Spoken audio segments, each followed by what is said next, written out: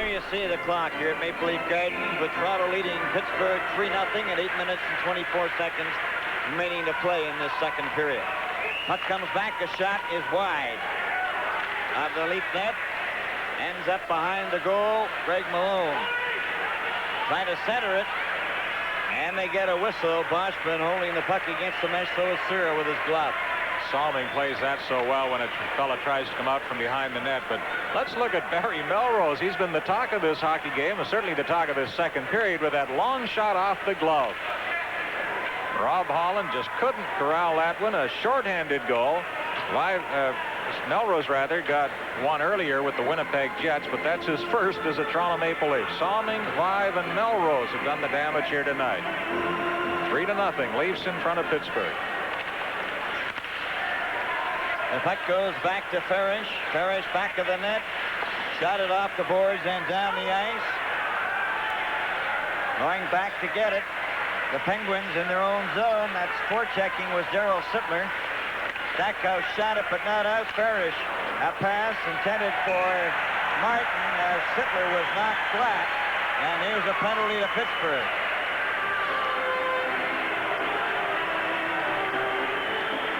With 7 minutes, 52 seconds left to play in the second period. The score is Toronto 3, Pittsburgh nothing.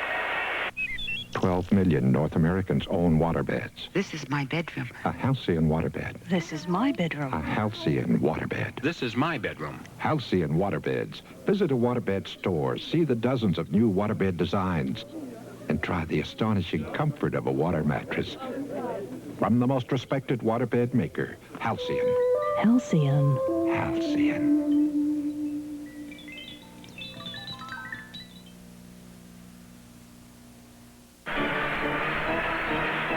Burroughs gets his second penalty for knocking Sittler down, so interference to Burroughs at 12:18. He's also getting a lot more ice time in a Pittsburgh uniform than he did in Toronto.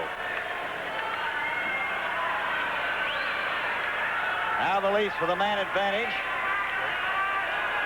Shepard out there with Ferguson. Try and kill off this penalty. Leafs win the draw. Here's Turnbull with a shot. That's rolling in front. Sittler goes after it. But they cover up.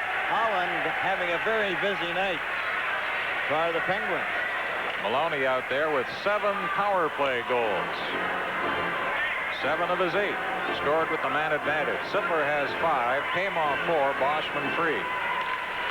Sittler wins the draw again. Back to Turnbull. Turnbull fixed one shot. Lets it go. Holland stopped that. Payman tried to get the rebound. So does Maloney with Randy Carlyle. The puck goes to Sittler. Sittler and Maloney. And it went by Maloney. Payman then tried to get it, and it shot into the crowd, and we'll have another face-off. Toronto out shooting Pittsburgh 14-4 in this period. And now who is this? Looks like Bob Goldham teaching a bunch of young players in 1947 all about floor hockey. Either that or he's the biggest kid in the class. There's a shot right in front. Now Payman again, right across the goal mouth. Back it comes to Turnbull. There's a shot. That's deflected high. Payman after it. Holland's out of the net and covers up again. Maybe Bob will talk more about that in the intermission. Anyway, Maloney out there, quite a matchup with Randy Carlyle, Bill. Carlyle is going everywhere Maloney goes. He knows he's the man to watch in front of that net, and he must get awfully weary trying to push number 9 around to the Leafs. Look at them staring at each other, Carlyle and Maloney.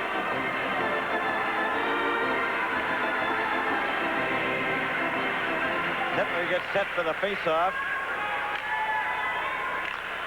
This time Pittsburgh wins the draw and shoots the puck down the ice.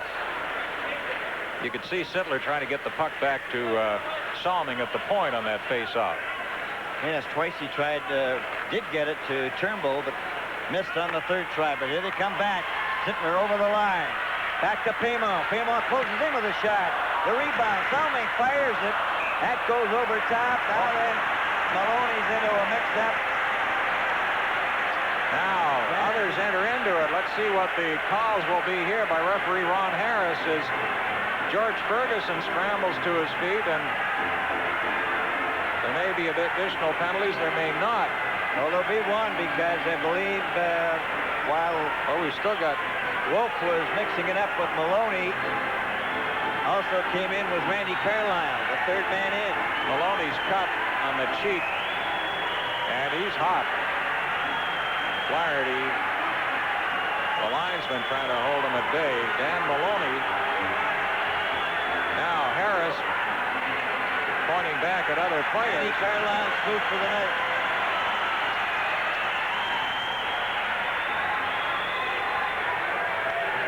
Players certainly slow to go to a neutral area there. So we'll just wait for the call by referee Ron Harris. What a shame if the Penguins lose Carlyle, because he has been, I think, the best player they've had tonight. Well, and you were just mentioning that Carlyle was shadowing Maloney, and there you have it. Well, he's such a tough guy to move off the puck, Maloney is, with the man advantage. Well, watch the replay now. Oh, the stick went right up into the cheek. That's Bennett Wolf. And that's why Maloney retaliated. And now watch Randy Carlyle. Wolf ducks for cover, and there's not much cover. Ferguson comes was the in, first 11. one in there, and Carlyle was right behind. Well, there's another big loss to Pittsburgh. If Ferguson is out of the game. You can hardly blame any hockey player for getting a little hot when the stick comes up like that, catches you in the face. Eddie Johnson wants to keep track of this. Loaf of bread, quart of milk.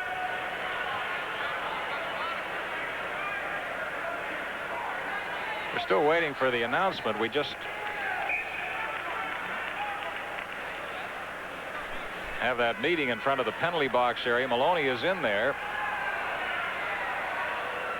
Burroughs has 59 seconds left to serve on the earlier penalty. Johnson moved from the Chicago Blackhawks, where he did a superb job last season. They wouldn't give him much of a raise or make him much of an offer of any kind, so he went on to the Pittsburgh Penguins. A job some thought Don Cherry might get. Here it is. 2 minutes for roughing. Number 11, George Ferguson, a game misconduct. Toronto penalty to number 9, Dan Maloney, 5 minutes for fighting and a game misconduct. Time 13:09. All this took place at 13:09. Randy Carlyle, 2 minutes roughing. Carlyle gets a minor for roughing. A game misconduct. Ferguson gets a game misconduct. Dan Maloney, 5 minutes fighting and a game misconduct. Maloney gets the fighting penalty and a game misconduct. What happened to Bennett Wolf? Yes. Who started all this by putting the stick into the face of Maloney. He got off scot-free. Maloney with a threatening gesture at the Pittsburgh bench now, and his challenge is accepted by some of the players. Maloney moves right in, and look out, boys. The official's very slow to get over there. They didn't seem to see this. Now they move in. They were ready for the face-off down at the other end, and Maloney, as he was en route to the dressing room, challenged the entire Pittsburgh Hockey Club. The crowd responds to Maloney. As you can see, the applause is for Maloney as he leaves. I'm just wondering how he was assessed a game misconduct on the fact that he was just involved in a fight. Well, I can't figure out the non-penalty to Bennett Wolf. You can see the attention that Maloney gets. Now they're going to close the dressing room door on us. With 6:51 to play, the penalties again, Ferguson and Maloney. Ferguson gets a game misconduct.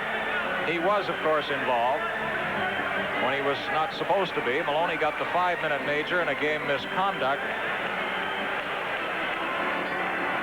I guess they feel that Wolf did not retaliate in the fight with Maloney. Maloney threw all the punches while Wolf covered up, but the whole thing started with Wolf spearing Maloney in the cheek with his hockey stick. And that went unnoticed, obviously. 13:09, those penalties. So that means that the Leafs, that's Rocky Saginaw coming over to the penalty box. They have to have a man in there for Maloney. Another point to make, Bill, is some people think that drawing blood means you get an automatic 5-minute penalty. That is not the case. It's intent to injure. Blood has nothing whatsoever to do with it. Okay, Brian, and the puck goes into the corner. The Leafs have the man advantage still, and that one goes up into the crowd.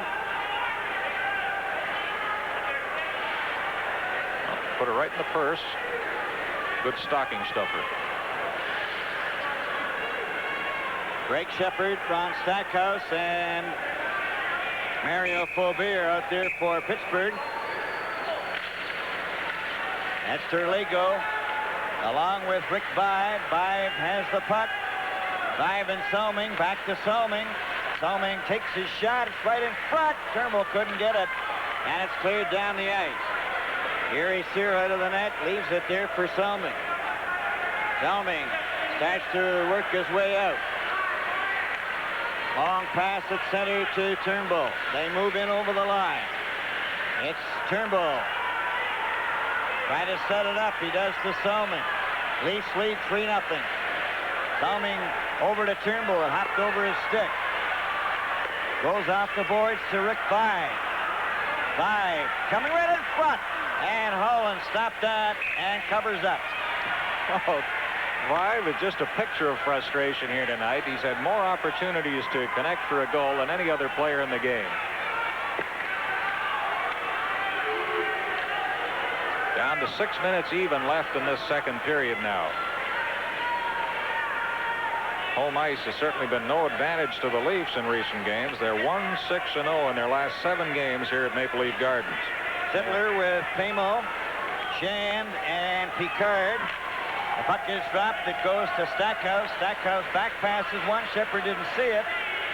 Shand then overskates the puck, and it's cleared down the ice. Here comes Burroughs. Burroughs back out on the ice, so they're even at 5 aside. Picard up to Pamo. Down with Sittler over the line, and it's knocked back out by Pittsburgh to center ice. Back for it is Shand, a pass to Sittler. Darrow Sittler coming up through center. A long shot into the corner. Pamo went down. Lee's got it for Pittsburgh. Rolled it back of the net. And Pamo threw an elbow at Bennett Wolf. There's going to be a penalty to Pamo. Wolf shoots the puck into the corner. Kira touches it, shoots it around on the board. And we have a penalty to Pamo.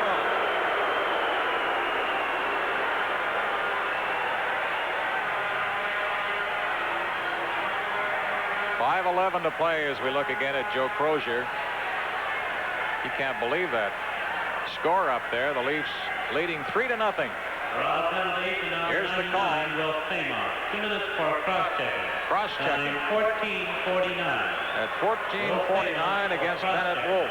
Time 14:49. Wolf's folks were down for a visit from Northern Ontario. His brother was here at the game the other night. I said to his brother, which one are you? If you've got 16 kids in the family, what number are you? And he said, I think I'm number 8. Be tough keeping track of birthdays. Yeah. Greg Malone. Out there at center, Rick Keogh. That's Shepard. Also FAUBERT. FAUBERT gets it over here to Shepard. He's going right in, and Cira stopped that, even though he didn't even see it. And it's cleared out down the ice. Back up at center ice for FAUBERT. Over here to Shepard again. In for Keogh. That's blocked. Salming whacks it down the ice. 4 minutes and 44 seconds remaining to play in the second period. 3-0, Toronto Maple Leafs leading. FAUBERT up at center. A pass over on this left wing. Shot into the Leafs zone. Leafs are playing 2 men short. The puck goes over to the far side of FAUBERT. Comes back to Shepard. Shepard getting set. Knocked it into the corner. And Picard rifles that one into the Pittsburgh bench. Boy, they have to be alert on that bench this year. It was Kim Davis with Pittsburgh a few weeks ago, was sitting there and was struck just under the chin and suffered a fractured jaw. There's Yuri Cira, that new mask he's wearing.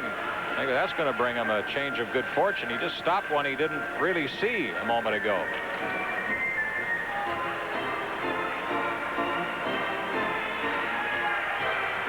As they line up, Pittsburgh have a 2-man advantage.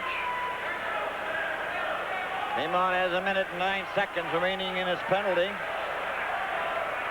Here's that shot that Sierra deflected. On the face-off, Randy Carlyle gets it over to Greg Shepard. Shepard's pass in for Paul Gardner. Comes back to Randy Carlyle. Carlyle takes his shot. Sierra stopped that, and he whacks it over the glass into the crowd. And Yuri Sierra is putting on quite a show tonight, too. Well, how often have we referred to Johnny Bauer in comparing goaltending styles, but do you remember how well Bauer used to do that? Whack that puck high into the air and into the crowd. Here it is again, using the goal stick very well tonight and stopping everything that comes his way.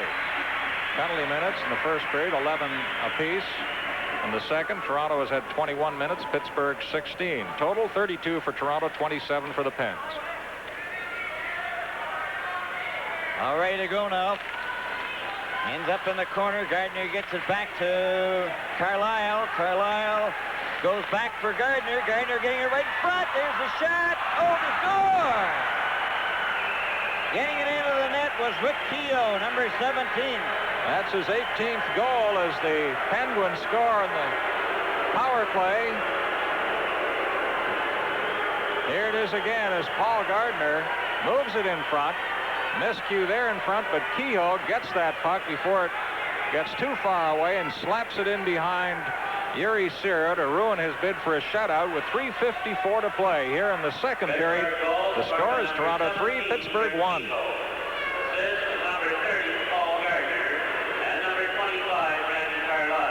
Three ex-Leafs teaming up as Carlyle gets the other assist. Carlyle, Gardner, and there's the scoring shot by Rick Keogh, his 18th goal.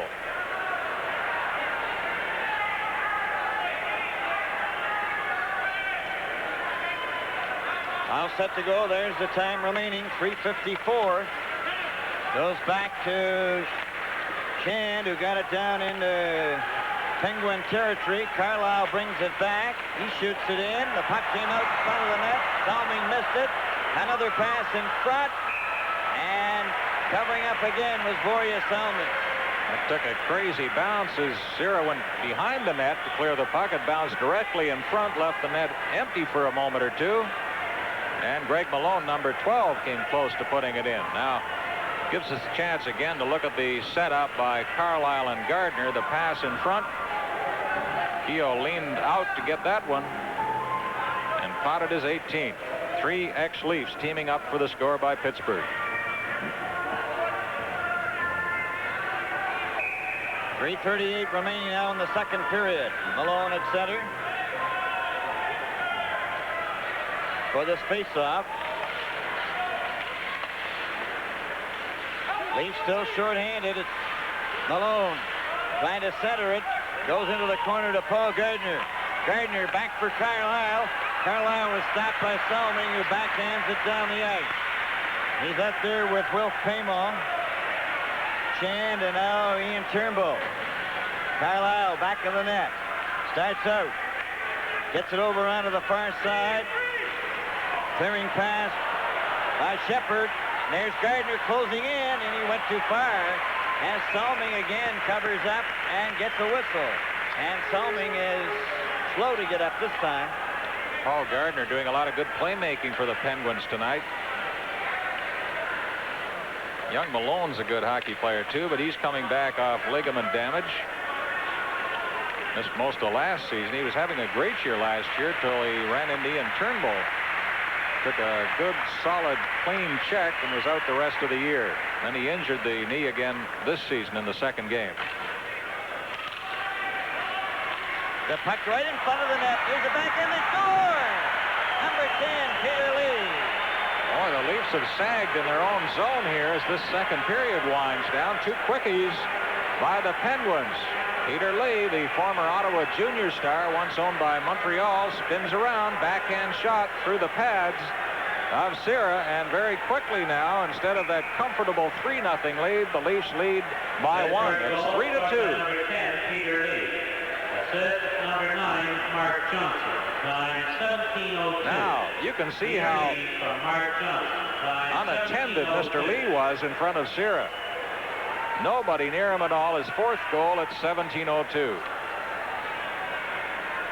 Mark Johnson gets the assist. And the Leafs continue to be short-handed. The puck goes back to Shan. Shan drives it down the ice. Holland flipped it into the corner. Puck then jump was Salming in front of the net by FAUBERT, and he's going to the penalty box.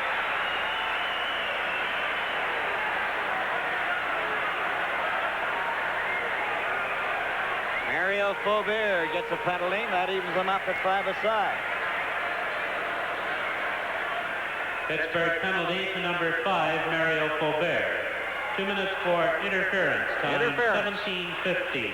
17-15. Mario FAUBERT for interference. 2 power play Time goals by the 17:15. Penguins, 56 seconds apart, have tightened things up here now. Now the Leafs are back on even terms with 2 minutes, 45 seconds left. Second period. And there's a spectator that's really enjoying it. Lots of goals. Ready for this face-off. And it's won by the Penguins, and Burroughs gets it over to Stackhouse. Stackhouse, a long shot. Burroughs goes after it. Sierra knocked it to the side. Now there's going to be another penalty handed out, this time to Shan. Shan knocks his man down. And Dave Shand is going to get a penalty. Well, these penalties can be costly. You don't get out of a slump by running into all kinds of penalties. Well, the 5-minute major penalty to Maloney was the tough one for the Leafs as Shan pulls his man down. So he follows FAUBERT to the box, holding at 17:29. Still got 40 seconds left to serve in the Maloney major penalty. Shand has 2. Mario FAUBERT's in the box with 1:46 to serve. And there's the score and time left in the second period. We'll be taking a look at the Molson Cup standings during our second intermission tonight. FAUBERT and Shand drew penalties 14 seconds apart. So then the Leafs again now are shorthanded as they have Gardner for Pittsburgh along with Shepard and Keogh and CARLYLE. Paymo and Gardner. Now then it's Shepard getting the draw. Gardner gets it back to CARLYLE. CARLYLE into Gardner. Gardner trying to come out in front. Centered it, but he scores! Keogh has tied it up. 3-3. Rick Keogh. Pretty clever playmaking by the Penguins, who kept the puck in. And I believe 3 ex-Leafs again are involved in this one as CARLYLE to Gardner over to Keogh, and he gets his second goal of the hockey game, his 19th of the year, up over the shoulder of Yuri Sierra, and we're tied at 3 with 2:21 on the clock. Number 17, Rick Keogh. Keogh.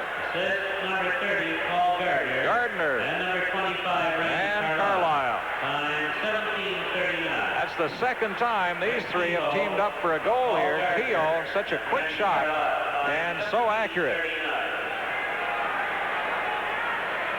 The crowd a little stunned now as their Leafs had that 3-0 margin over the Penguins and appeared to be skating away with this one. The 3 power play goals, 06, 17:02, and 17:39. A minute and 33 seconds have tied things up. Quick. So with the score tied 3-3. And the team's back on even terms at 5 apiece. The puck is rammed into the Pittsburgh zone. Stackhouse covered by Paymo. Puck taken by Sittler. Went to the blue line. Salming shot it in, and it's a drive there by Picard. It was whistled down by the ref, at least the linesman, Flaherty. Seemed to be offside at the blue line by the Salming appeared to draw it in offside, but I didn't hear any whistle.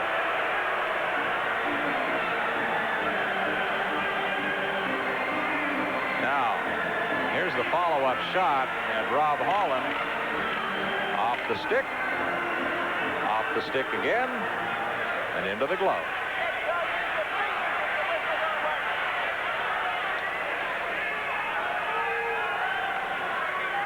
Two minutes and 2 seconds left now in the second period. We have a 3-3 tie. Goes back to Borja Salming. Salming to Pimo. Pimo slips it through, and that's offside to Turnbull.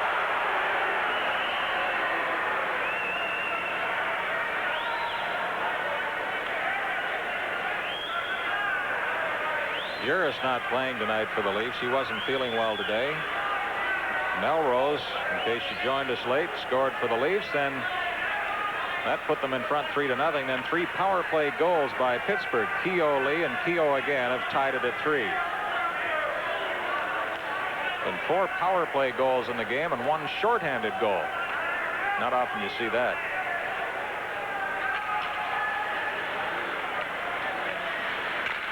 It's Wilf Pimo, number 99, as Saginaw comes out, and the Leafs now are at full strength. Puck ends up off the glass, and it goes over into the crowd, and we'll have a face-off in Pittsburgh territory.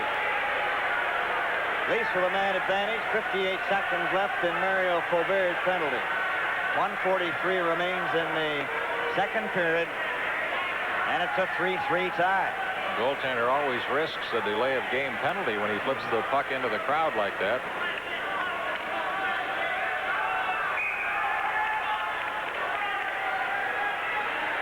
Darryl Sittler, Pimo, Pat Hickey. Pat Hickey chops it to the boards. Darryl Sittler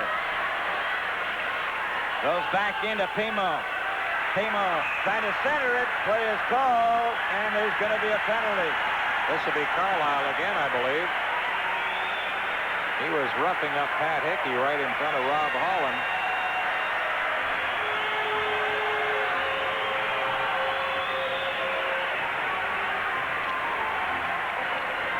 Well, the Maloney penalty hurt the Leafs in this period. Now the Penguins have 2 men in the box. 25, Randy Carlyle. 2 minutes for roughing. Carlyle joins his teammate Mario Faubert for roughing. Time 18:28. 18:28, the time of the Carlyle penalty. Faubert has 47 seconds to serve. Here it is. Watch Hickey and Carlyle in front of the net. What a jousting match going on there.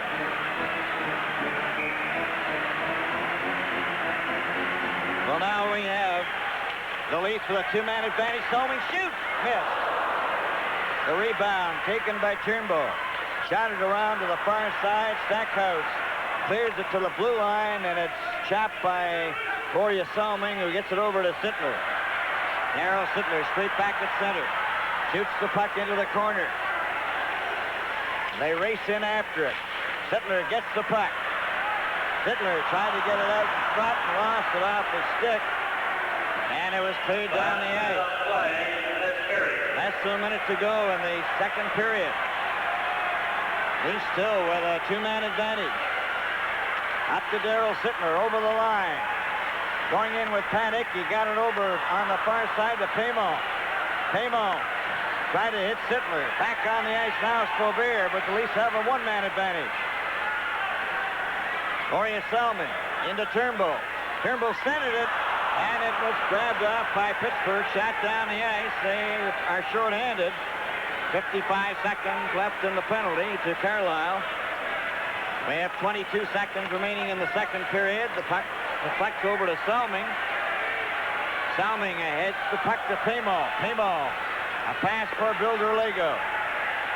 Shot off the boards, but not out. Derlego traps it. Comes back to Picard. There's the shot, and Holland stopped that.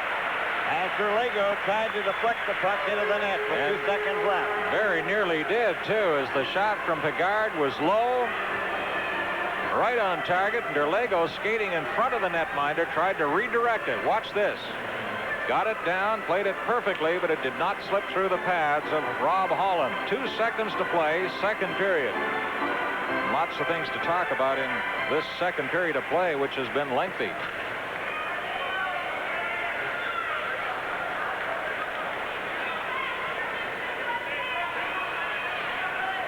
Two seconds remaining. From the draw, there's the shot, and that was stopped off Five again. Rick Five leaving the ice as Holland made a great save. And so the score at the end of the second period, Pittsburgh 3, Toronto 3. What's it take to brew a great light beer?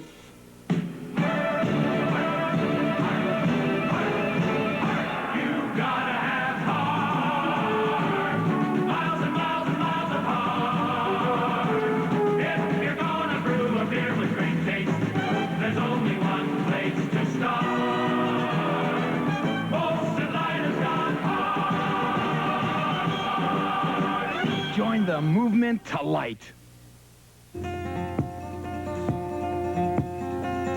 To see the light, see the Lighting Boutique for the most complete selection of crystal chandeliers and lighting for every room in your home. You must visit Ray Patow and his staff at the Lighting Boutique. For modern or contemporary chandeliers, the price and selection has never been better than right now at the Lighting Boutique, 4072 Walker Road at Old Highway 2. Visit the experts today. Hi, I'm A.J. Gusgervais. It's manufacturing that makes the difference. Natural Canadian Northwest Territories lynx jacket, the high fashion fur, ideally suited for sportswear or after 5 glamour. Designed and manufactured by A.J. Gervais at 762 Ouellette Avenue in Windsor, 2 blocks from the tunnel exit. Looking forward to waiting on you personally. After Barry Melrose scored his first goal as a Maple Leaf, the Leafs were sailing along with a 3-0 lead, and then Dan Maloney got a major penalty, a controversial point in the game. The Leafs obviously feeling that Pittsburgh's Bennett Wolf should have been called for high-sticking Maloney in the first place. And while Maloney was serving his major penalty, the Penguins got 3 power play goals, 2 of them by Rick Kehoe and 1 by Peter Lee to roar back and tie this game. Pittsburgh and Toronto tied up at 3. And with me is Rocky Saganuk, who is part of this wild game tonight. A slump brings frustrations, I guess, and just when it seemed like everything was going to be over as far as the Leafs are concerned, the slump, now you're tied. It must be tough to take. It's a funny game, this sport.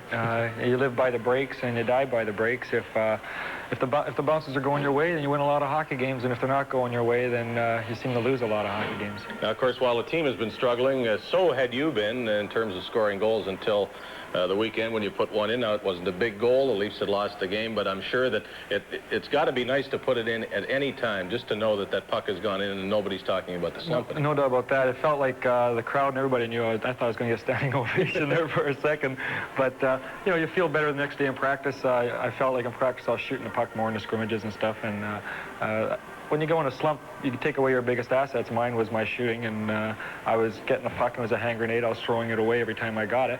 And, you know, it took away my asset. Instead of, when I was in a slump, shooting the puck a lot more, I wasn't shooting it. I wasn't getting no shots every game. And so now I'm trying to work a little harder in practice, get more shots, and hopefully the bounce will start going our way. When you're not scoring, do you start living differently? Do you get superstitious? You start doing everything differently. You do a lot of things different. And, you know, it shouldn't be that way. You shouldn't do nothing different. You should just do everything that you were doing before and work harder at that. You shouldn't change nothing, because it will come back to you. It's just a matter of you working harder. Now, the Leafs have had practices that we could call somewhat looser prior to this game than normally. Do you think that has been the tonic that you needed? I think, you know, a lot of people were telling us that it looked like we were really tight in our games. We get the puck, throw it away, and everybody was just really tight. So we got together and thought, well, let's make our practices a little looser. Maybe we'll have a little bit of fun and break the monotony a bit, and maybe we'll get out of the slump this way. And it seemed to work there. We had 3-goal lead, and the bounces were going our way, and everything was seeming to be working well. And we got, you know, the penalties came in the first and second period near the ends, and it hurt us a lot. Let me ask you this. There's been all sorts of talk about visiting teams having an advantage because their friends are here and the fans don't get behind the Leafs. And quite honestly, I don't buy it. I think it's an excuse. But I think that at some point, you might be able to talk about the Leafs' problems in these terms, that wherever you go, and you tell me if I'm wrong, okay, the first thing anybody's going to ask you in these last couple of weeks is, what's wrong with the Leafs? That's and, right. And you're getting it doubly because, you know, you can't score. I mean, that's got to tell on you eventually, right? Yeah, you know, in this city, it seems like that, you know, people live and die by Leafs. Right now, there's no football club going, there's no basketball or baseball or basketball or anybody, and we're the major attraction right now, and all the press and everybody come towards us, and it puts a lot of pressure on you. But, you know, when you're in a slump or when the team's in a slump, everybody asks you the questions more and more, and you just get frustrated more and more. And sometimes you even feel like, well, geez, I can't wait till we go on that 10-day road trip and get away a bit and loosen up. And I don't know what happens, but our record just seems to go over the years that away we play great, and we get home here and for some reason we can't seem to get behind our fans and work for them, and we have a little trouble. Well, the point being that maybe game night isn't the problem. Maybe it's all those days when you're not playing and you have to hear about how badly you're doing. You know, that could be it too, you know, and all of a sudden you hear, well, you're not doing this well, maybe you're not doing that well, and you think, well, maybe I'm not. I'll change that around, and that doesn't work either. A lot of coaches out there, let me tell you. You frustrate yourself a lot more. Thank you, Rocky. Good to see it go in the other night, and this game is up for grabs. Yeah, I hope you know, we do well. You never know what will happen. Rocky Saganuk of the Maple Leafs, who suddenly are tied with Pittsburgh 3-3. We'll have a check of Molson Cup list for October and November in just a moment. Is the pump picking your... Pittsburgh 3, Toronto 3 at the end of 2 periods of play. As we have ended the month of November and gone to December, that means that the first segment of the Molson Cup competition is over, and the winners have been announced for the months of October and November. And we'll ask Brian McFarland to run down those lists. Tonsillitis may have slowed down Guy Lafleur in Montreal, but not enough to prevent him from being the Molson Cup winner in the first segment. It was a tie between Lafleur and Acton, but Lafleur got the $1,000 because he had more first stars than Acton. Mario Tremblay, Rod Langway, and Rajan Uhl followed in that order. In Toronto, Laurie Boschman $1,000 richer. Borja Salming tied with 30 points along with Boschman, and again, Boschman had more first stars than Wolf Payma, Yuri Sira, and Bill Derlego. In Winnipeg, rookie Dave Babich the winner, an easy winner as it turned out with 30 points, followed by Morris Lukowicz and Pierre Amel with 15, then Dave Christian and Willie Lindstrom. In Edmonton, who else but Wayne Gretzky? 35 points in the first segment winner, and also $1,000 to Gretzky. Then with 20 points, Glenn Anderson and Risto Siltanen, along with Blair McDonald. Ron Lowe followed for the Oilers. In Calgary, goalie Pat Riggin $1,000 and the first segment winner with 25 points. A lot of players with 20, Chouinard, Nilsson, Poplinski, and McMillan, but a tie was given to Chouinard and Nilsson on the basis of more first stars. Bill Clement followed with 15 points. In Vancouver, Richard Brodeur had more points than any of the other candidates in all of the cities. Tiger Williams had 35 for second place, Stan Smeal, Kevin McCarthy with 20, and Kurt Fraser with 15. So there are the Molson Cup standings for the first segment. Bob Goldham is next. Our intermission continues in just a moment. Hi, we're the Shoppers 3, with all kinds of terrific brand name fragrances for Christmas giving, right here at Shoppers Drug Mart. Beautiful perfumes to choose from. Romantic colognes that make perfect gifts. All kinds of fragrant bath products. So come on in. Our fantastic range of cosmetic fragrances is yours for the giving at Shoppers Drug Mart, your Christmas gift center.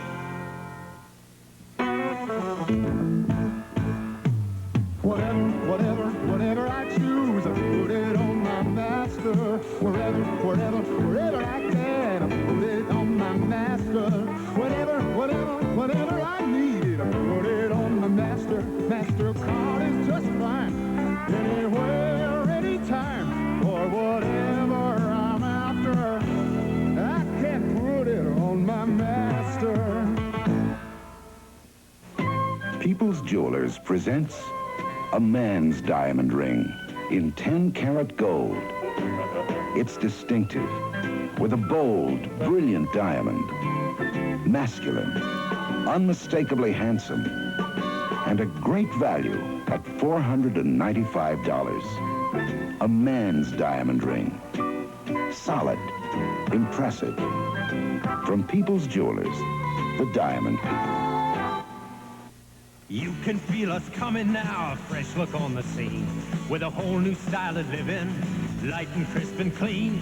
That's why now we say the age of 7-Up is here, because we love that crisp, refreshing taste, so light and crystal clear. Moving up, looking up, hurry up. Canada is turning 7-Up. Tastes great, Mom. Reaching up,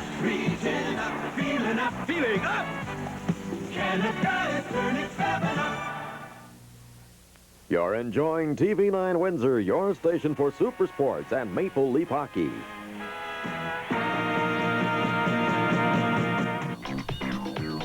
Penguins were down 3-0. Now they're even at 3-3 at the end of 2 periods of play. Bob Goldham tells me one of the oldest tips in the book is to keep your hands on your stick, and you're going to give us a variation on that theme. Well, yeah, the idea is, Dave, that, you know, you learn it very young, you keep both hands on the stick, but we get a couple of shots here, you're not supposed to keep your hand on somebody else's stick.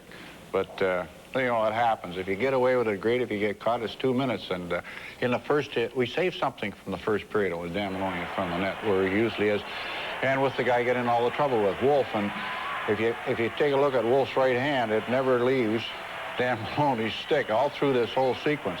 He's just hanging on like a tiger, and I guess that, you know, neutralizes a fellow's potential to score. And as they turn around, he's still got a old stick, and finally we see Carlyle and Sittler arriving on the scene, and all 4 of them wind up in the crease, and nothing else happens in front of that Pittsburgh net. But just a little thing, it's a little thing you know, you learn. Like I said, if you get away with it, super. Wolf happened to get away with it. That's something else Wolf got away with, maybe. Well, yeah, don't want to go into that. We see another play here, too, and at first I thought it was the old basketball pick play. Peter Lee put what I thought was a good pick on Turnbull, as you see him just to the left of your screen, with Hamilton coming down the right side. And right here, Peter Lee's got Turnbull's stick tucked right up underneath his arm, and you know, he's not going to let go, and he ran a pretty good interference play to let Hamilton get around the outside, as we see it go from here. And Hamilton had a clear run in. As a matter of fact, he had a darn good chance to score a goal because he's got that stick on the inside with the good angle. But I think the key to the play is the fact that Peter Lee just held on to Turnbull's stick and he couldn't get away from him. Now, is Turnbull wise to skate away from the stick and leave it there? First of all, to make it obvious, and secondly, to be in the play. Well, if he had got into play, the only way to got Hamilton was a flying tackle, because there's no way he could have got him without the stick, I don't think. No, it's one of those things. What do I do? Do I let it go and give a chance? Now, watch this play here, and I think Ricky Vive, who I think has probably been the best leap in the ice tonight, he makes a super move on FAUBERT here. FAUBERT guilty of watching the puck. Vive go in and made the shot and picked up his own rebound. Had 2 good belts at it, but he just he turned FAUBERT inside out, bringing the puck in close and slipping it between his stick and his outside foot. He's showing some frustration because he has played well and has had chances to score. Hasn't been able to put it in. The Leafs, in fact, 38 shots over 2 periods. They have 3, and the Penguins have 3 on only 21 shots. All 3 power play goals at the end of 2 periods of play. The score is tied. You're not going to be pushed around anymore. The K cars are here. Front-wheel drive Dodge ARIESK. Highest gas economy 6-passenger cars using lower-priced regular gas. Toyota says, oh, what a feeling. But for fuel economy, you'll feel better with Aries. With 45.4 liters of gasoline in each, Toyota stops at 744 kilometers. Aries goes 81 kilometers further. With Aries pulling for you, you're not going to be pushed around anymore. At your Dodge dealer, the way to beat the pump. You can do it, so go to it. Make us your Christmas gift headquarters for quality Stanley tools at Canadian Tire prices. We have gifts that build it, smooth it, measure it, and level it. Gifts that miter it, mark it, drill it, and cut it. You can do it. You can start a home workshop, stuff a stocking, surprise someone special, make something happen. It's for people like you, people who do Canadian Tire. Score is tied at 3 as Darryl Sittler talks with referee Ron Harris at center ice. Here's Bill Hewitt with a summary. Okay, Brian, and it's the Phillips second period summary, and there it is. Melrose at 10:37. Keogh at 16:06. Lee at 17:02. Keogh again at 17:39.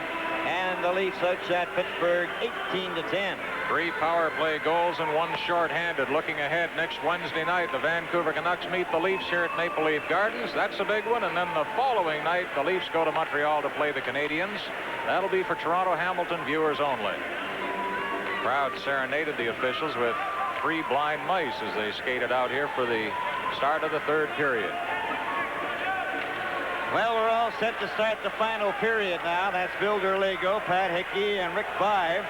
Borja Salming and Robert Picard as the Penguins are shorthanded. There's 23 seconds left in Randy Carlyle's penalty.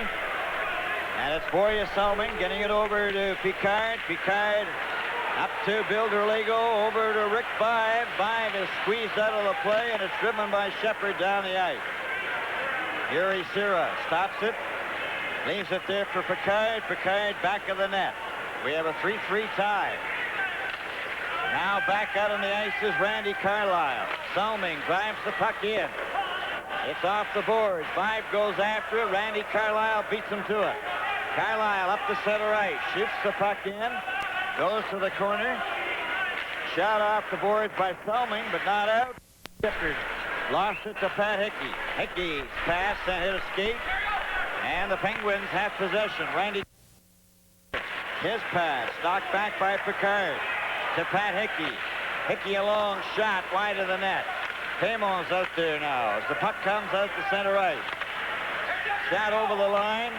FAUBERT giving it to his teammate, number 16, Gary McAdam. Tied at 3 here at the Gardens. Elsewhere, Minnesota and Washington tied at 3. That's a final. Bob Kelly had 2 goals, 13 seconds apart. 3rd period, Montreal over Buffalo, 6-5. Play underway as the puck goes sliding back into Pittsburgh territory. Wrapped around on the boards. It comes back to Turnbull. Shot score! Ian Turnbull from the blue line. Early in the 3rd period, the Leafs jumped in front once again as Ian Turnbull gets one past Rob Holland. Was it screened or deflected? No matter, it's in the net. The Leafs lead 4-3. Scored by number 2, Ian Turnbull, unassisted. Unassisted goal by Turnbull at 1:21. Turnbull, unassisted by 1:21. And now here's Pittsburgh. Right in front of score! Rick Keogh gets the hat trick. 3rd goal for Keogh as they score just seconds apart. First Turnbull, and then the Penguins come storming back, and once again it's tied at 4. Just 10 seconds following the blast by Turnbull, Keogh picks up the 3rd goal to make it the hat trick. I believe Paul Gardner set that one up. Number 17, Rick Keogh. Assist number 18, Ross Lonsbury. Time 1:31. Lonsbury at 1:31. 10 seconds after Turnbull's score, it's tied again. So it's 4-4 now. The puck is shot down into Leaf territory. Sand goes after Lee. It's touched by Anderson, and it's fouled for icing. The score, Pittsburgh 4, Toronto 4.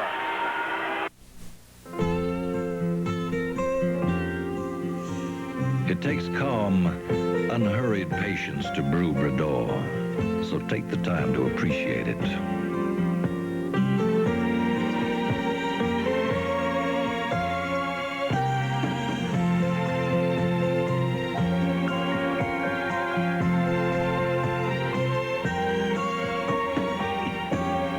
Brador from Molson. Take the time.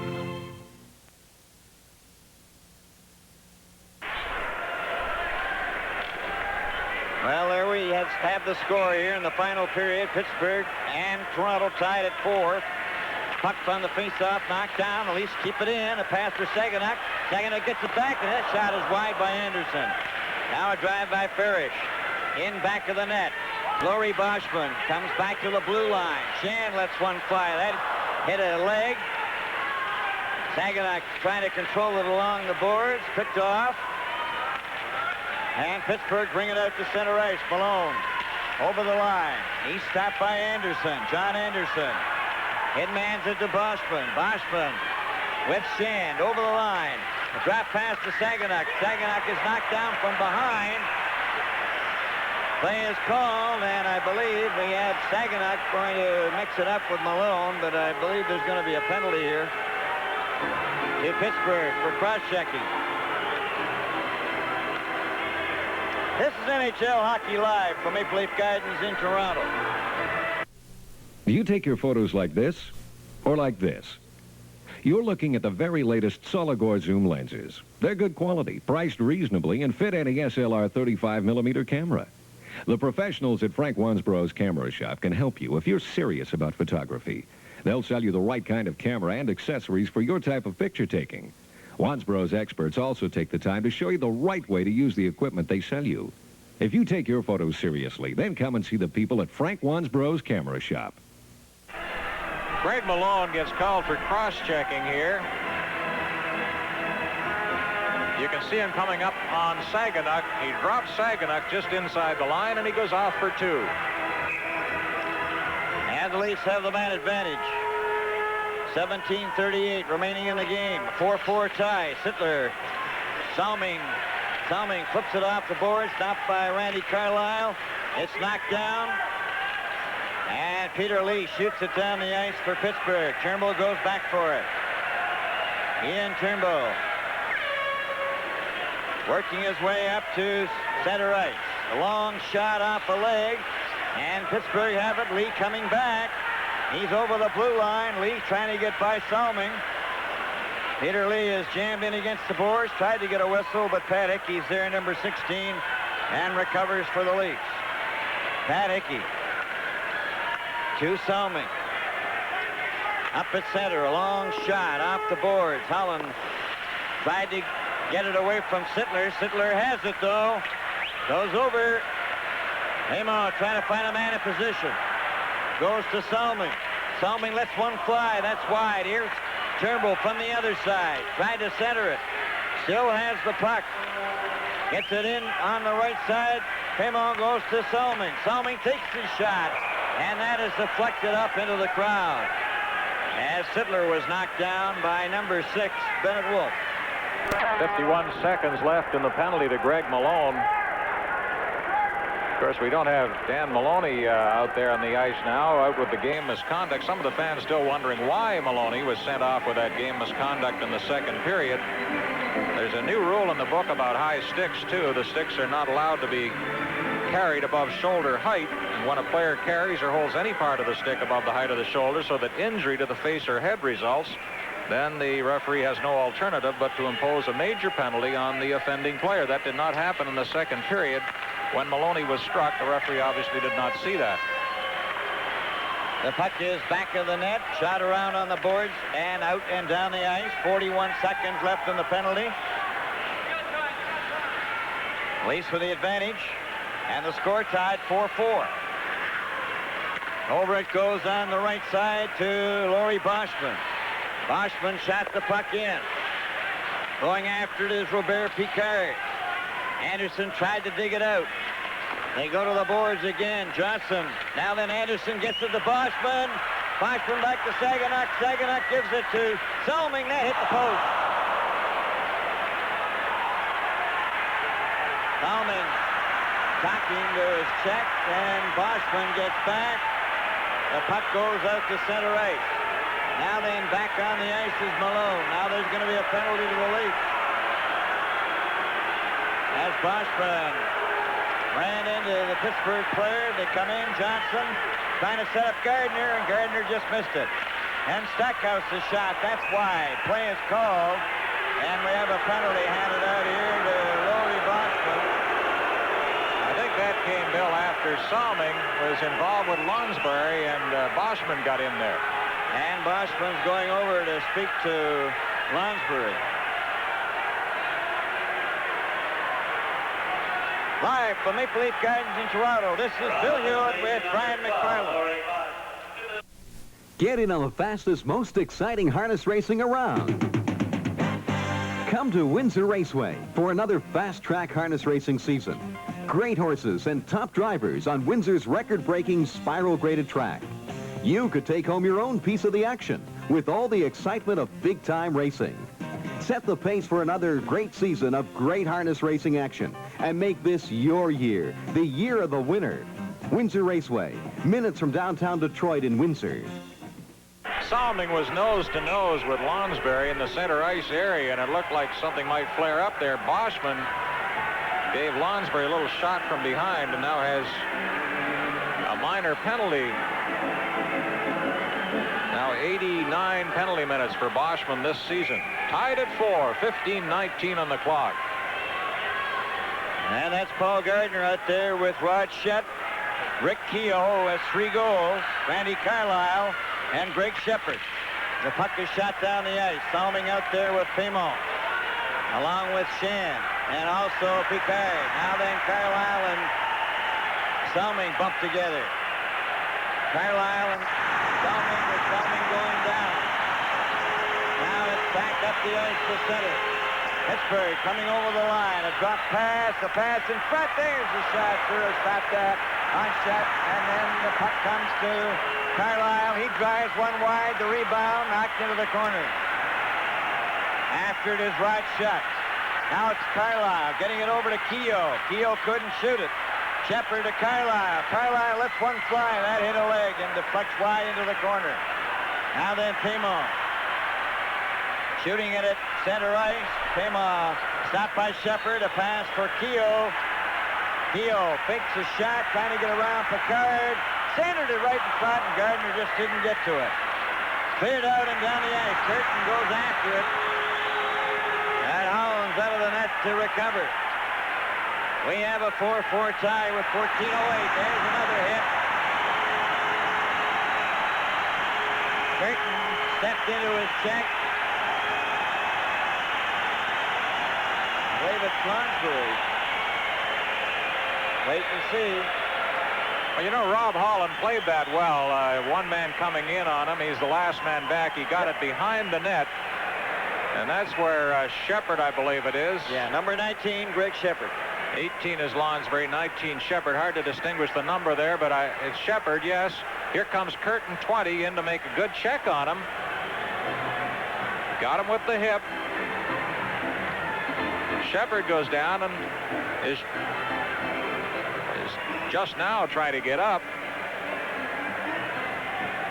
Curtin in a penalty killing role primarily, along with Ron Ellis earlier this year. Ellis not playing tonight. Good ad for the stick manufacturers. We look closely at the incident with Curtin and Shepard.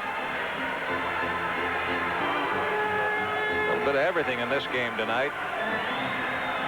Turning point, of course, the situation involving Wolf and Maloney in that second period. Game misconduct, as well as a 5-minute major to Dan Maloney.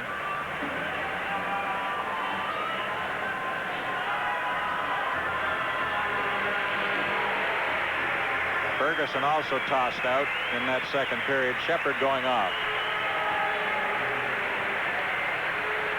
This is the Pittsburgh Penguins and the Toronto Maple Leafs.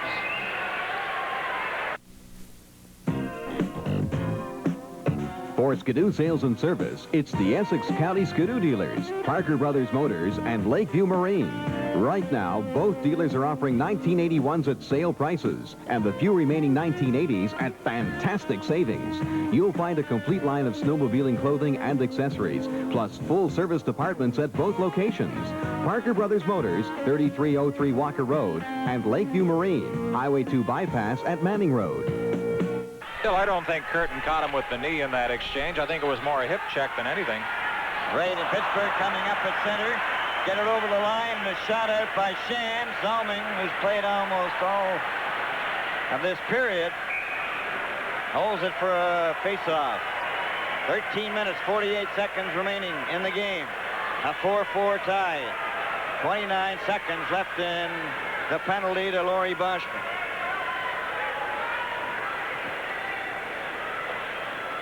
All set to go. Mike Johnson at center. Malone and Lee. Now it's driven around on the boards by FAUBERT. There's a shot right on, and Cyril stopped that. 19 seconds left in the Sarah penalty. wearing that new face mask tonight.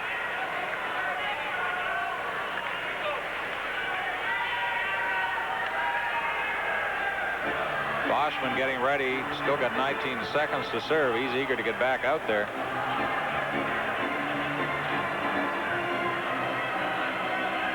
That's Steckhouse, and then Wolf on the defense. Goes back, it's cleared around back of the net. Shot into the corner, comes back to Stackhouse. Stackhouse goes to the corner again.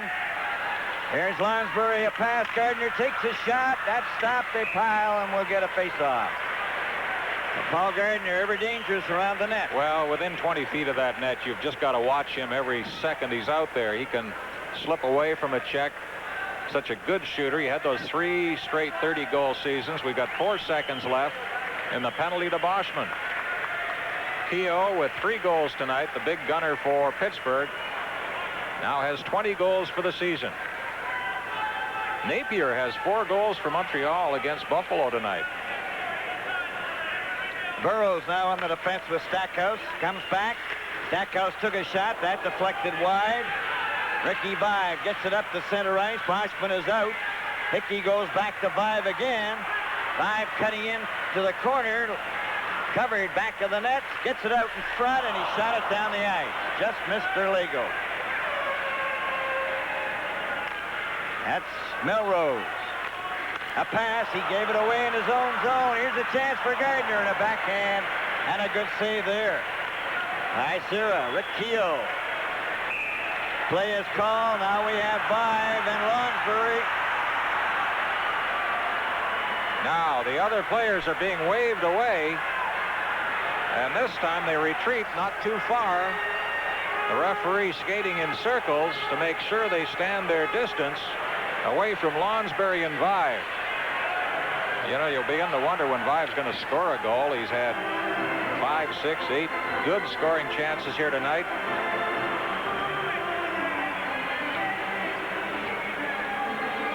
Well, he must be really frustrated because it doesn't take much so in a game like this to have tempers a little frayed. So Vive and Lonsbury go off. We'll hear the call in a moment. Let's see how that developed. Vive is 22, Lonsbury 18.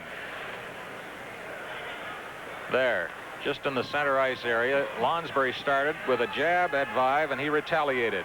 Penalty minutes, 41 for the Leafs now over the course of this action. Pittsburgh 38. Lonsbury, the 34-year-old veteran, had some fine years with the Philadelphia Flyers. They miss Kindrachuk, this club. We have 12 minutes, 48 seconds remaining in the game. Penalty to number 18, Ross Lonsbury. 2 minutes for slashing, 2 minutes for roughing. Toronto penalty to number 22, Rick Vive. 2 minutes high sticky, 2 minutes roughing. Time 7:12. For Pittsburgh, Ross Lonsbury. They both get minor, 2 minutes slashing, double minors, 2 for slashing. For Toronto, Rick Vive. 2 minutes high sticky, 2 minutes roughing. Well, you heard the calls. Double minors to Lonsbury and Vive. Here we go. Mario FAUBERT coming up for Pittsburgh. Coming up over the blue line to center ice. Over the line they come. A pass over on the left side. There's the shot, and sure stopped that as the net comes off the pipes. And that nearly started something. Parrish took his check right into the Leaf goal and knocked it loose. Boy, it could have done some damage to a player skating in like that. I believe it was FAUBERT. Parrish, a very solid hitter. Now here's Sira moving over to the side. Watch Parrish, 23, take FAUBERT and score with him.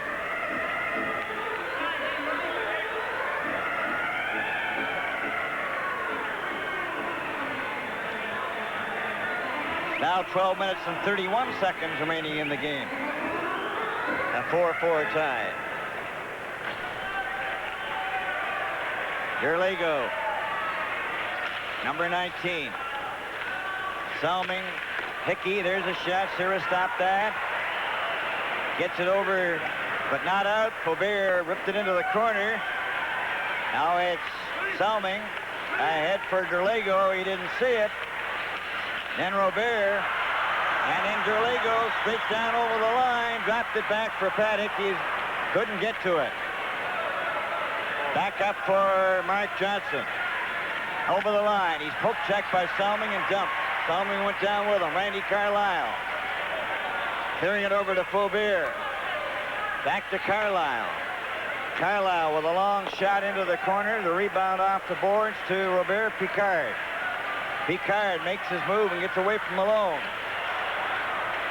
Falls as he knocks the puck right on his Stackhouse's stick. Now he comes and charges number 23, Rod Shutt, and there's going to be a penalty. With the score, Pittsburgh 4, Toronto 4. Telecast returns in a moment. Now there's a photocopier that boasts economy and efficiency. The Minolta EP1 plain paper copier. No need to change paper for different sizes. The Minolta EP1 cuts paper to the size of the original. The unique sheet bypass lets you use your own letterhead or make two-sided copies. For full details on the Minolta EP1, call Alden Business Machines and ask for the copy specialist, Jim Johnston. Johnston? You can call me Jim, or you can call me James. You can even call me JJ, but you doesn't. That's Picard in the box. He fell just outside the line, and getting up, I thought he was going after the puck carrier. Look, his eyes are straight ahead. Here comes Shutt into the picture. And Shutt was trying to get over on that wing, I believe, and Picard was called for interference here at 8:27. Another controversial call here by referee Ron Harris. There's the penalty time left in Vive's penalty, and also Lonsberry's, number 18, 2:45. They got double minors earlier. Ralph Sazio, football fame, talking with King and Harold in the private box at the north end of the arena. I don't know the gentleman in front with the beard. We'll have to get his name later. It's Paul Gardner out there with Rick Keogh, Randy Carlyle, and Mario Faubert. Pittsburgh have a man advantage, playing 5 men to 4. There's a drive by Carlyle. Cyril stopped that and knocked it into the corner. Shot off Faubert down the ice. Paymo goes cruising up. Randy Carlyle is checked by Paymo. But Faubert is back to recover. Faubert, number 5, to Randy Carlyle. Carlyle coming up through center, flips the puck in. Gardner goes after it. Trudeau and Shand, then Salming, and Salming gets it down the ice. Carlisle's tired, Bill. He's gone to the bench. Leaves Faubert back there. And Faubert will lead the rush. Takes a look. Long pass intended for Keogh. They go to the boards again. Gardner left it there. Faubert getting it over. Comes back to him. Burroughs has lost his helmet. The puck bounces. Salming's lost his stick. The puck comes out, grabs another stick, goes down again, but he gets it down to the blue line. Faubert over to Burroughs. Burroughs shoots the puck in. Number 8. Shand around on the boards to the other side. Burroughs stops that. Long pass over here to Faubert. Takes the shot, and that's deflected wide. Gardner right out in front, and that shot is missed by Peter Lee, and the puck slides down the ice. Burroughs goes back for it. Flip pass to Lee. Lee of Pittsburgh, 9:42 remaining in the game. Comes down over the line. Takes his shot, and it's high and wide. Stackhouse clears to the corner. Lee after it. Ian Turnbull couldn't get it out. Now here's right in front again, and Lee shoots it wide, and there's a race for it. Robert Picard may have a breakaway. He's going straight down the ice. Forward in a goal, and he shot it wide. And he goes all the way back to center ice. Robert Picard just missed as he had a breakaway. Melrose clearing it ahead for Laurie Boschman.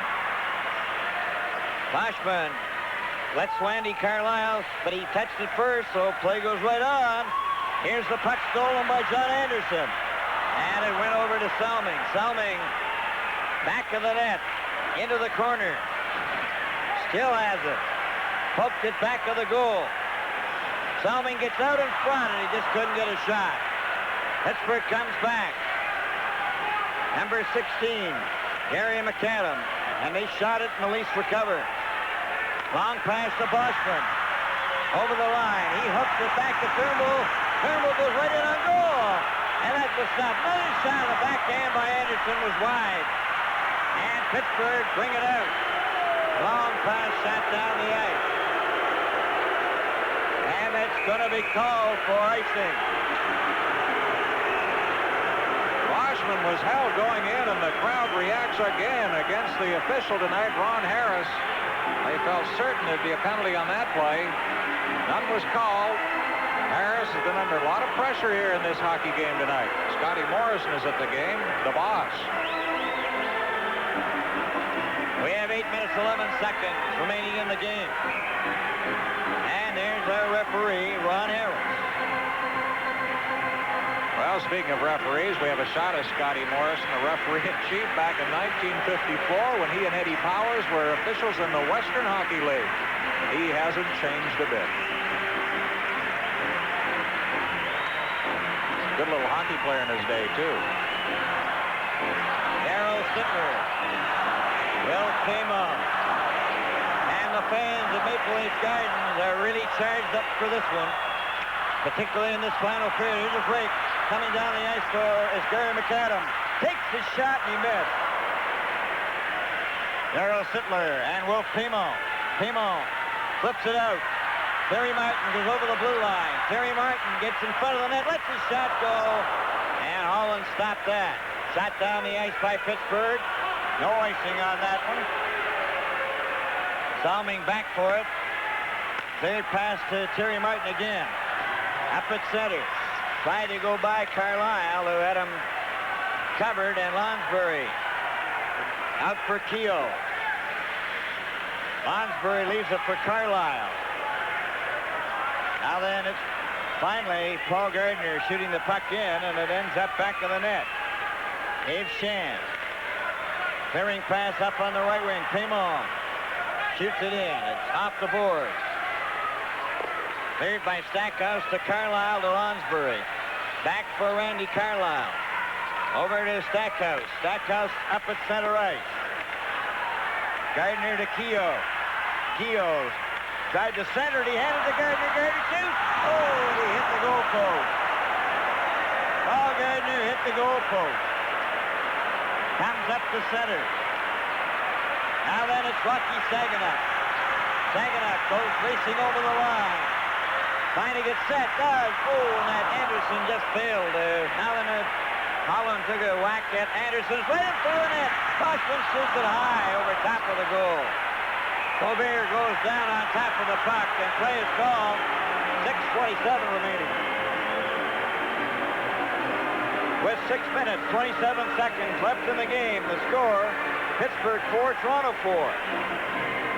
Welcome to Nadlin Contract. Nadlin floor and wall coverings, where the customer is number one. You'll find a wide selection of top quality carpeting, vinyl, or ceramic tile, with a friendly staff concerned with your needs. Once an order is placed with Nadlin floor and wall covering, things begin to happen.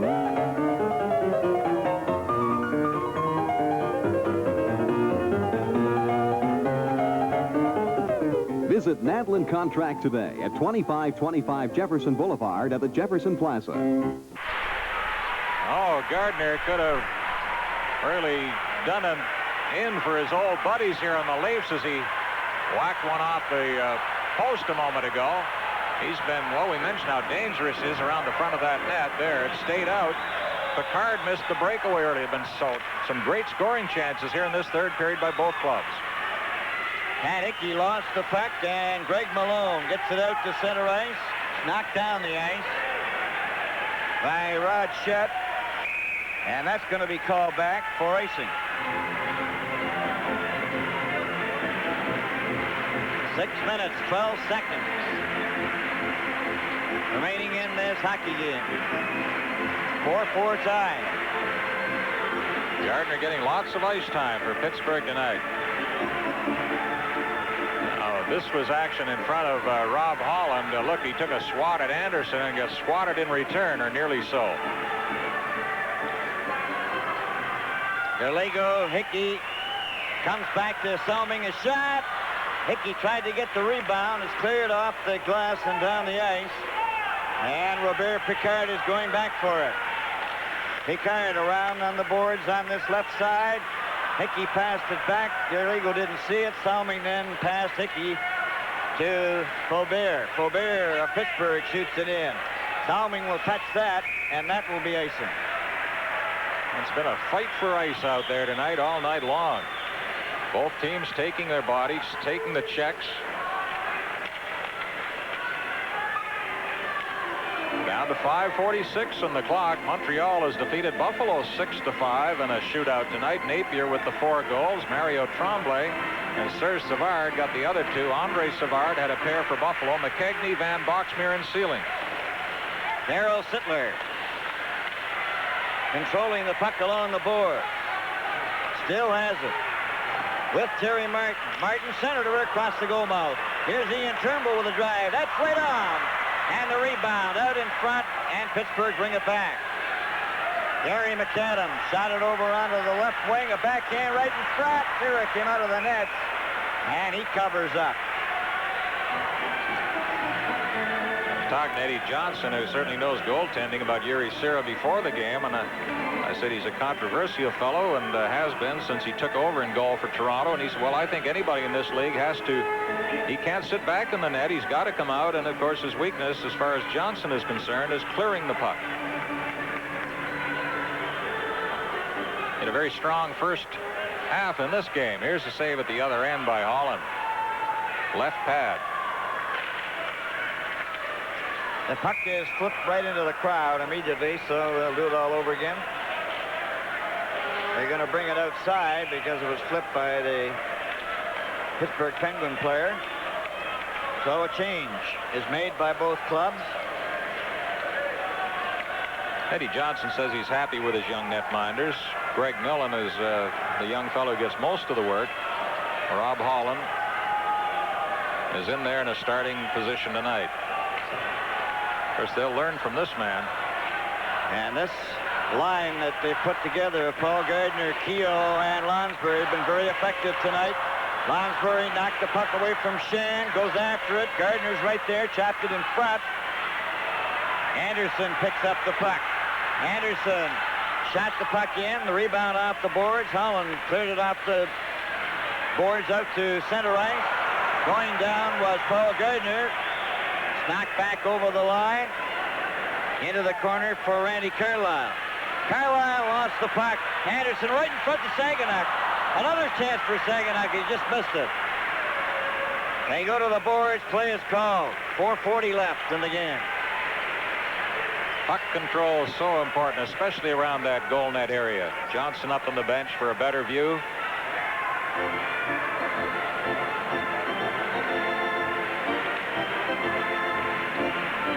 Eddie Johnson back at the bench. There's Rocky Saginaw going off for well-deserved rest. He had a good opportunity.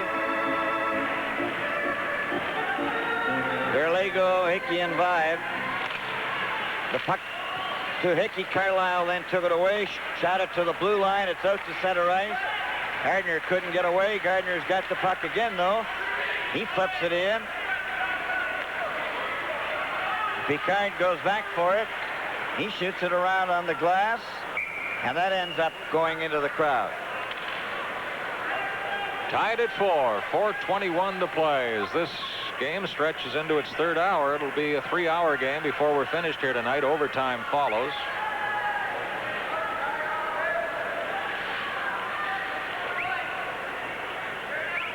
Dave Hodge, Dick Beddoes, and Rick Fraser will be along immediately after the game on overtime. Salming, a lot of ice time again tonight. Derlego with the draw to Sporia Salming. Salming just shot the puck to center ice. Burroughs tried to clear it back. The Leafs intercept. Here's Pat Hickey loose on the left wing. He goes over the line, dropped it back. Derlego missed it. Now then Malone up for Pittsburgh to lead. Leads over the line. centered it. It goes to the corner. Shutt tries to get a hold of it. It comes to Derlego. Derlego up to Vive. Vive back for Derlego and intercepted. Cleared back by Lee. Now then, Melrose. A pass over for Vive. Vive over the line. Vive cutting in. Goes back to the net. Turns around. Tried to center it. And it's shot to the blue line, but not a Turnbull drive. Holland stopped that. Hickey right in front. The puck is loose as Sittler tried to get to it. And it comes back to center ice. Shutt just clears it in. Vive flicking it out to center ice. 3:13 remaining in the game. A 4-4 tie. Paymo unable to get out. Here's Randy Carlyle with a chance. A pass over, a shot. Oh, what a great save by Siroff Johnson. Puck is still in. The Leafs get it out. Randy Carlyle flips it high. Knocked down by Hughes, who shoots it in. Offside is Johnson, number 9. Carlyle and Shutt teamed up there and almost got the go-ahead goal. The Leaf forwards not helping out enough in their own zone as the game winds down. They appear to be up at the blue line looking for a break, and they could be back there, or should be back there, helping their defensemen. Here's that close call in front of Sierra again. That was the play by Shutt and Carlyle. Dave Shand's pass intercepted by Pittsburgh. They clear it in. Shand has to go back for it again. Into the corner. Wraps it off the boards to Terry Martin. Martin comes down through center. Shoots the puck in. Goes to the far side. Paymo gets it to Sittler. Sittler couldn't control it. And it's back for Pat Hughes. Hughes takes the shot. Sierra stopped that. Now Sittler with Shand. Shand shoots the puck in. The Leafs move in now. Stackhouse drives it off the boards. It comes off Sittler into the crowd. 2:08 remaining in the game. Ron Stackhouse just turning out of your picture there, the veteran defenseman. A long evening for the coaches. Crozier of the Leafs. Johnson of the Penguins. Penguins may lose up to $2 million playing in Pittsburgh this year. The attendance hasn't been what they had hoped. They've had offers from the Meadowlands and Hamilton and Atlanta, Georgia. Laurie Boschman won the draw. Anderson shot it in. It was cleared out by Dave Burrows. Pittsburgh. The puck hit Boschman. And it's Rick Keogh coming over the line. Taken away by Rocky Saganuk for Boschman to Anderson. Anderson took a shot. Holland stopped that. Anderson again throws it back of the net. Into the corner. Rocky Saganuk centered it. Comes to Boreas Salming. And to Laurie Boschman. Boschman shot it down the ice. Boreas Salming with 1:31 remaining in the game. Long pass up to Boschman to Anderson. Saganuk is 10 feet offside. Well, you take a chance on a play like that. If you're a winger, you've got good speed up. You hope your centerman will see you, feed you the puck while you're in full flight. Looking for the break, and this time Rocky was 10 feet offside. Bill Derlego, Rick Vive, and Pat Hickey. Ian Turnbull. Dave Shand. That's Greg Malone at center for Pittsburgh. The puck going over to Vive. Vive pokes it into the corner. Faubert gets it up to Lee. Lee to Malone at center. Shutt couldn't get it. Leafs come right back and clear it in. Holland stops that. Faubert getting it to the blue line. Turnbull broke it up. Pat Hickey. Then there's going to be a penalty here. Vive is dumped. Play is called, and there's a hooking penalty against Faubert. Well, we'll see who they give it to. I believe it is number 5. Coming to the penalty box with 55 seconds left. Well, that makes it interesting. Finish coming up, 55 seconds to play, and Faubert is called right here. 5, Mario Faubert. Faubert for hooking. Hooking the call. 19:05. Mario Faubert for hooking. Time Let's see who Crozier sends out there with 55 seconds of power play left in the game, tied at 4. Johnson looks a little disturbed. It's a terrible time to take a penalty. And Crozier's revved up.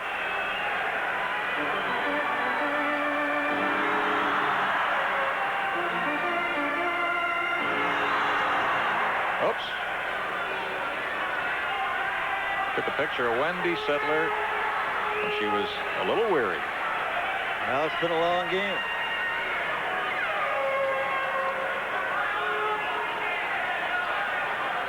See the Leafs, they've got Darryl Sittler, Hickey, Paymal, Salming, and Turnbull.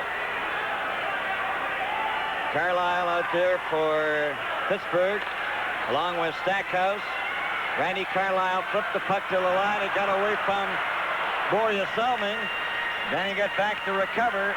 And Turnbull with 45 seconds to Salming. Pass up to Paymal. Paymal to Sittler. Sittler's hook, rolled it in front. Paymal tried to get to it.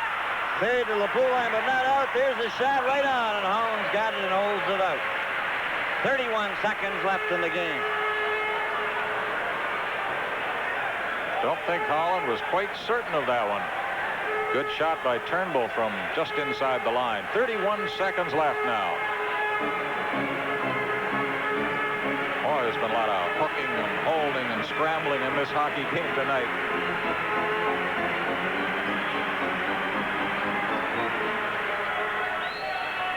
Pittsburgh's outshot Toronto 12-7 in this third period. All set for the face-off. It goes to the corner, cleared by Carlyle. Salming was there, and that one goes up into the exit. That ate up a few seconds. We're down to 25 seconds now to play. John Anderson up at the Leaf bench.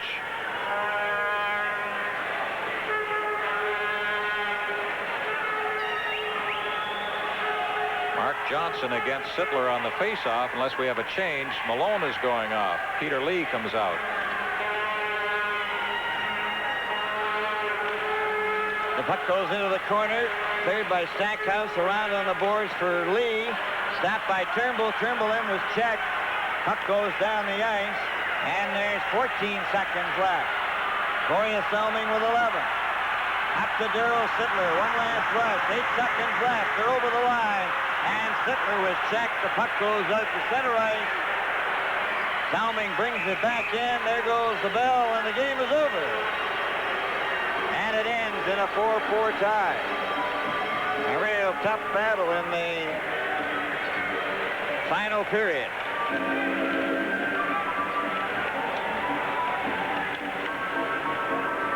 And so the final score, Pittsburgh Penguins 4, Toronto Maple Leafs 4 in a moment. The Molson Cup. We're not going to be pushed around anymore. Dodge challenges the imports with new front-wheel drive Dodge Omni. More and more Canadian drivers are choosing Omni for styling, quality, and driving ease. And Omni is out front in fuel economy. Up to 40 miles per gallon in city and highway driving using lower-priced regular gas. With front-wheel drive Omni pulling for you, you're not going to be pushed around anymore. See your Dodge dealer. The way to beat the puck. In April 1981, a very special house that looks like this one will open in Toronto. Ronald McDonald House, a real home away from home for out-of-town families who have a child being treated for a cancer-related disease at the hospital for sick children. And you can help. When you buy the 1981 Ronald McDonald coloring calendar, for 50 cents you get a great calendar with over $5 value in McDonald's coupons. And McDonald's donates 25 cents from each calendar to help support Ronald McDonald House, the most beautiful house in town.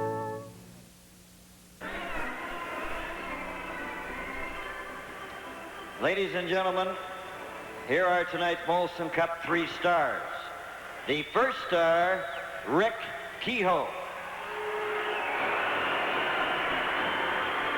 The second star, Borja Salming. And the third star, Rick Byers. We'll return with our hockey coverage in just a moment.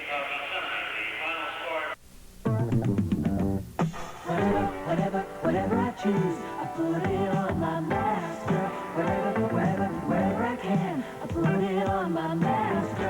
Whenever I need it, I put it on my master. Master quiet is just fine, anywhere, anytime.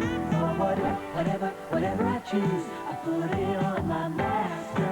Wherever I can, I put it on my master. Whenever I need it, I put it on my master. Master quiet is just fine, anywhere, anytime. For whatever I'm after, I can put it on my master.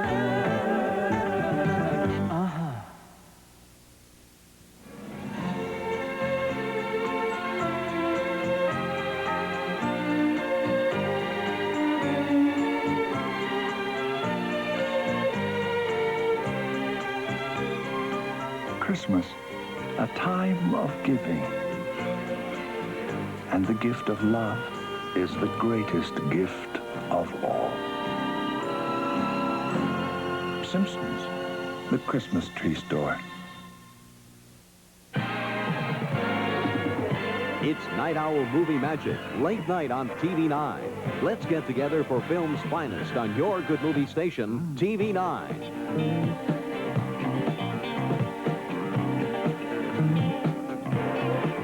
Tonight, the outrageous misadventures of a pair of newlyweds in war-crowded Washington who are forced into sharing accommodations. Ann Sheridan and Jane Wyman star as the Doe Girls late night tonight on Comedy Theater.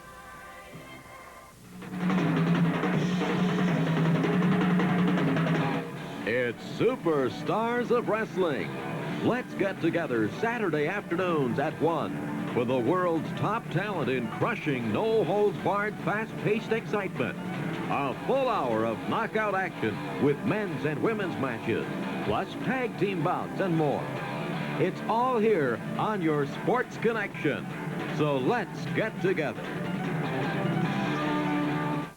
The Penguins and the Maple Leafs both in need of a win.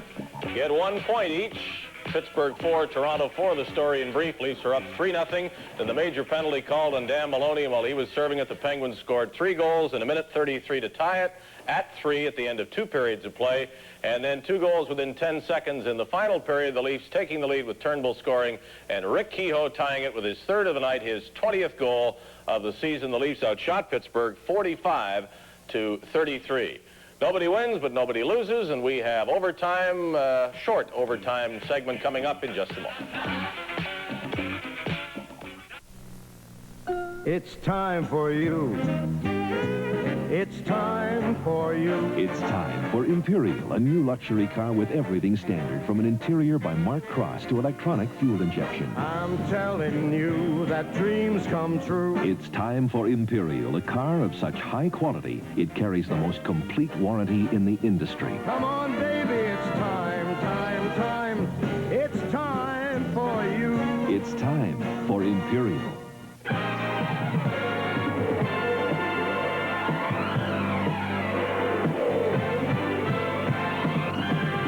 Saturdays start with Super Sports on TV9. Saturdays are a sports bonanza, and TV9's got it covered, beginning with the knockout action of Racquetball Classic.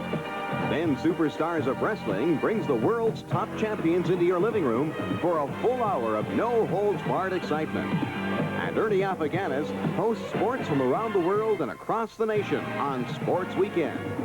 Then Saturdays at 8, Hockey Night in Canada brings you the very best of the National Hockey League. The super teams competing for the Stanley Cup. It's a super day of super sports. Saturdays on TV9. So let's get together right here on your station for super sports.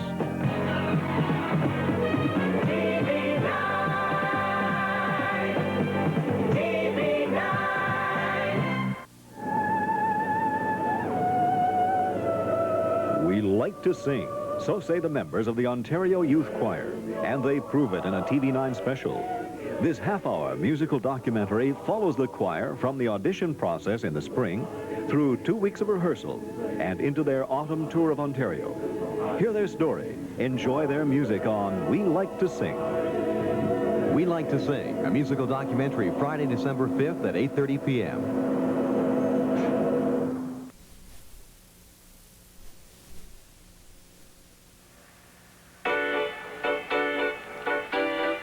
Overtime, taking you behind the hockey headlines. On Overtime tonight, let's go with a short version. And let's go with Dick Beddoes, sports director of CHCH TV. Here's Dave. Well, here we are, just the two of us.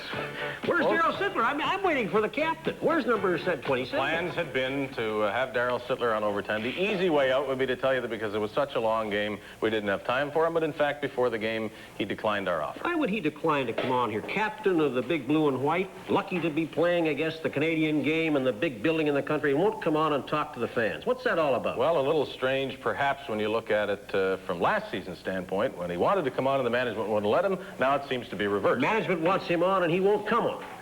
Is that the story? Well, I'm not sure management is all that eager to have him on, but we were. Mind you, I'd like to be talking to Salming and Vive, a couple of guys that are playing better than I think at the moment than Sittler by quite a lot. Well, we have a difference of opinion. You like this game. Oh, listen. I thought it was a couple of struggling teams flailing away to no decision. There's no doubt they're struggling teams, but they were flailing evenly. I mean, they're going to make it 16th, 17th, maybe, these clubs, the way they're playing, but when you're matched evenly, does it matter? There was a lot of playground grubbiness there tonight, but there was also a lot of hard action. You're going to see Salming play better? Salming has played 4 successive Wednesdays now when he really deserves to be the best in the league. Rick Kehoe, the Mike Bossy of the second division. Rick Kehoe. I mean, he kicked in a goal or something anyway. Had the wandering goaltender, the wandering Czechoslovak. You know, we had everything in this game. Well, I'll tell you what we had that is going to be talked about more than any of this What stuff is that? tomorrow is the Maloney-Bennett-Wolf incident, and we want to have a look at that and show how it started. Maloney cruising towards the net, and Wolf's stick will be carried high, and as it is carried high, it will strike Maloney on the right cheek exactly here. Spearing.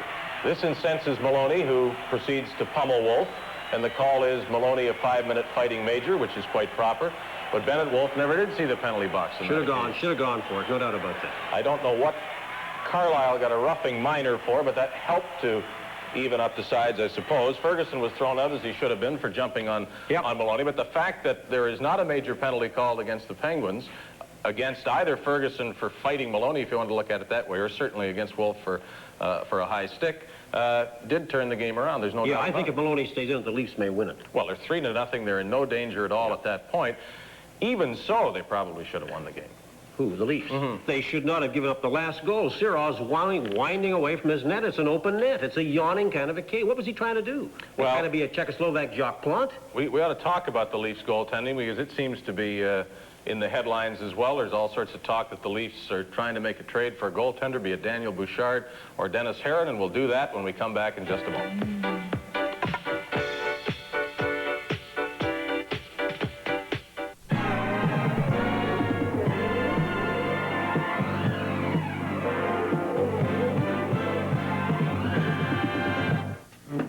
Late night Saturday, lock your doors and shut your windows. And beware of things that go bump in the night.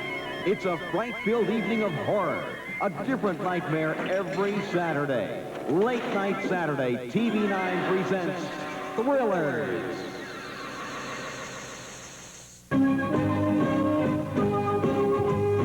This is Darren Mathewson, one of the many local and international figure skaters who will be performing in Windsor December 6th and 7th. The Windsor Figure Skating Club presents its annual Christmas show at Windsor Arena, Saturday night at 7 p.m., Sunday at 1 p.m. and 7 p.m., December 6th and 7th. All proceeds go to the Essex County Competitive Skaters Bursary Fund.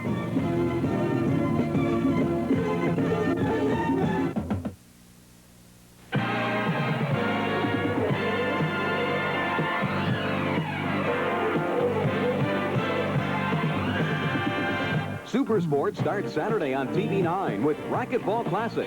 Timely tips plus knockout action from the world's best racquetball players. Let's get together Saturday at 12:30 for Racquetball Classic and start with Super Sports on TV9.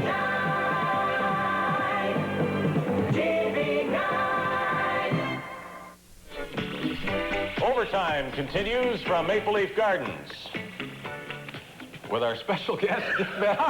Listen, I was going to tape Sittler if he showed up for later. Like we get the Maple Leafs so seldom on this program, I was going to tape him for posterity. It would be over overtime. Yeah, over overtime. Now, I mean, do we not pay these guests? I think we pay them. We pay them a monstrous big fee. That's gone. I mean, if he'd been here, he'd have been gone, too, because we only got a couple minutes. Yeah. Now, why is he playing so badly? He's not playing very well. No. There's no escaping that fact. I mean, Paymont's trying to play well. Maloney's playing well on the line, but big sit. I'm sitting with some Wilfrid Laurier students, and they're giving it to sit there all night. Fall down, Darryl, fall down. You know, put the puck in your pocket. Go home, Darryl. Strange thing is, he's the leading goal scorer on the team. Figure that one out. Yeah, well, he got a couple of hat tricks in losses. Salming is the player on the club, though.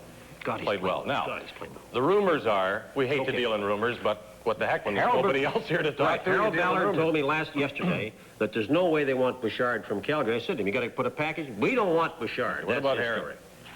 He says we rarely deal with Montreal, but maybe. True. Heron and Napier for Picard in a first-round draft. If you are the Canadians, you don't make the deal. No, Napier scores 4 times tonight in Buffalo, which may increase the price substantially. Did they think they were going to get Napier and Heron for what they were offering? Well, what kind of chintzy Maple Leaf operators are we? The story that came here was that the Leafs didn't want to give up the first-round draft pick, and that's what was holding up the issue. Well, they're going to get a pretty good first-round draft pick the way they're playing. Yeah, well, I don't think they'll finish as low as this. No, Dave, the fact is they are not playing badly. I mean, there's a lot of... But scoring high is everywhere in the league. You know, everybody's getting a lot of goals. Well, I will give you this, that I think that there's some effort out there. I think a lot of it is misplaced. I think they're running around. They're taking some bad penalties. But so is everybody. And you get a guy like Harris who's the referee, you're not going to get good officiating. Well, you see the teams at the top, the Flyers, the Islanders, we don't see them that often, obviously, but the teams that have been beating the Leafs seem to have a better idea what they want to do. More disciplined. Even the Pittsburghs that plays tonight look more disciplined than the Leafs. No doubt about that. Well, no, I think that was a 4-4 tie, too, in terms of... However, you're right. The Leafs could have won this one. I think we have had 4 Wednesdays of really kind of excitement. You know, the Blues here were good last Wednesday night. We saw the Canadiens, the second stringers come in and do a hell of a job. This beat the normal Leaf-Pittsburgh game. It's the best. Have you seen Pittsburgh better in this building? I can't remember a Pittsburgh club that had more excitement. And the people were turned on in the seats. They really were. Have you heard more noise in this building lately? No, and I think the circumstances of the game, there were a lot of penalties, which obviously get people, wakes people up. Yeah, the sticks are flying high. We will have difficulty filling the seats. That's all I know. We'll have difficulty filling the seats here for another 27 years. That's all I know. Well, I would like to say that I would bet that next week's game be better with Vancouver. Vancouver I'm interested to see Vancouver. Yes, and Vancouver may indeed beat them, although they've lost Boulder, they've lost some guys, some freak injuries. But the Vancouver club under Neil, he may be becoming the coach of the year. Well, right now I'd vote for him. Vote for him. Harry Neal. Yeah. Okay. Vietnam. It began with the French in 1945 and ended with the Americans 30 years later. Now, journalist Michael McClear has created a television history of the hostilities in Vietnam. Rare film, original interviews. 16 programs document the longest conflict in modern history, the 10,000-Day War on CBC. Hi, this is Marilyn McKay, inviting you to join the Here and There jogging group. Every Tuesday and Thursday, we meet in the lobby of TV9, right here on Riverside Drive, and we jog together with Dr. Paul Thomas, Professor of Human Kinetics at the University of Windsor. He will answer any questions you may have, and if you have any other questions in writing, just drop us a line, and Dr. Paul Thomas will be happy to answer them. Remember, that's Tuesday and Thursday. We meet in the lobby of TV9 on Riverside Drive, 12:30. Art and Don will probably join us, too.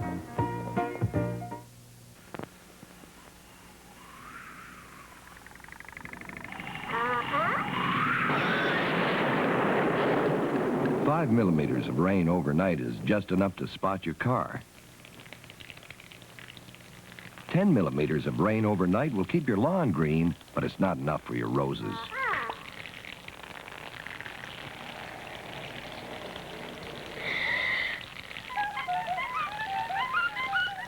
50 millimeters of rain overnight is enough to give everything a good soaking.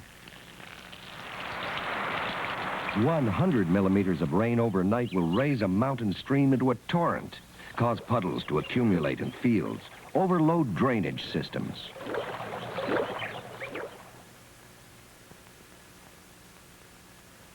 The Metric Commission. Box 4000.